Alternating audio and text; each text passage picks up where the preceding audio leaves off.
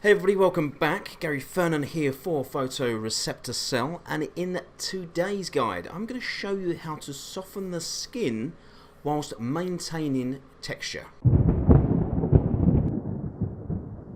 So here we are in Photoshop, and as you can see on your screen, the skin texture on this model is quite visible, and I'm going to show you a way to soften that whilst maintaining the natural look in 6 very simple steps. So the first one is Command J, and we duplicate that background layer. Now we are going to work on this background, on this duplicated background layer. So layer 1, this is where all the work is going to happen. So we begin by hitting Command I to invert that shot and change the blend mode to vivid light. Then we move up to filter, other, high pass, and we basically want to move our slider here until we're happy that we're just softening the skin ever so slightly. So if you go too high, you can see this looks very unnatural. The higher you go, the more unnatural it becomes. So you want to try and keep it as natural as possible. For this particular shot, I'm going to have this high pass set at 9. Now it will change and it will vary depending on your photograph, so you just have to adjust the values accordingly to suit your photograph. So once we've done that, back up to filter, blur, Gaussian blur, and again we basically just want to soften the skin. So if I take it up high, very little blur, and the lower we come, the more blur we add to the image. And again, we just want to bring it down enough just so we can maintain some texture in the skin, but at the same time we can soften that skin as well. So for this particular shot, I'm going to have it in as 1. Don't worry too much about what's going on with the eyes at the moment. Hit OK. Now from here, hold down the Alt or Option key and select the layer mask. What you need to do is make sure that your layer mask, that the foreground was set to black before selecting the layer mask. Flip that around, so we're now going to work on a white foreground.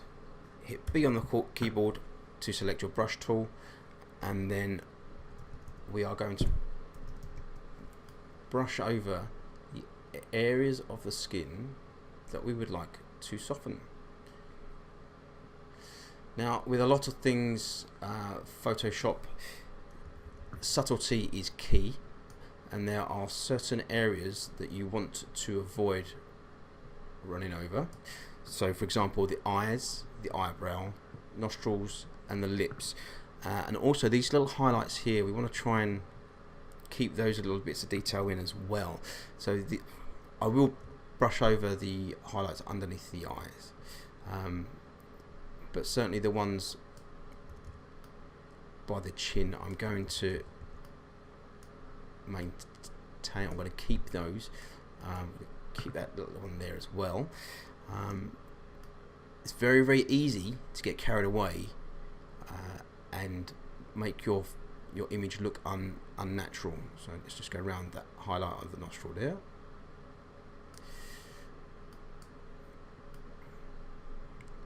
So as I say, subtlety is key.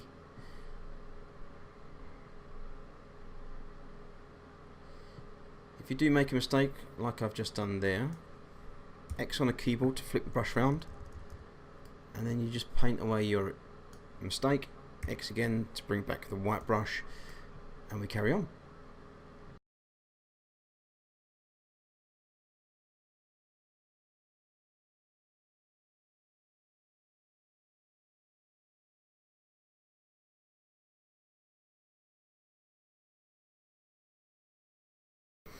Okay, so when you're happy that you've painted over all the areas of the skin that you want to soften, just reduce the opacity of that layer and reduce this to 70 as a starting point. See how that looks. So actually I like that. So we're still maintaining some texture in the highlights here as well. We've softened a lot of the skin, but the texture is still coming through, so making it look natural. And so if I turn off this layer now, so that was before and that was after. So you can see very, very subtle difference, but subtlety makes a massive impact. One of the tips that you need to take away from this is this skin softening technique that I've just shown you is the absolute final stage of your editing, your models, your portraits.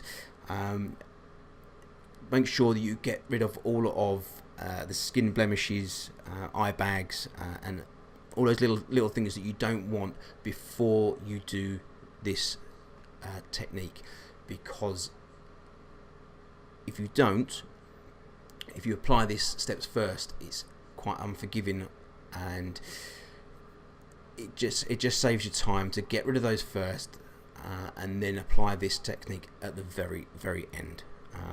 It will just speed up your workflow. So guys, I hope you found some use in this, and I hope you use it to great effect. And guys, I shall see you next time.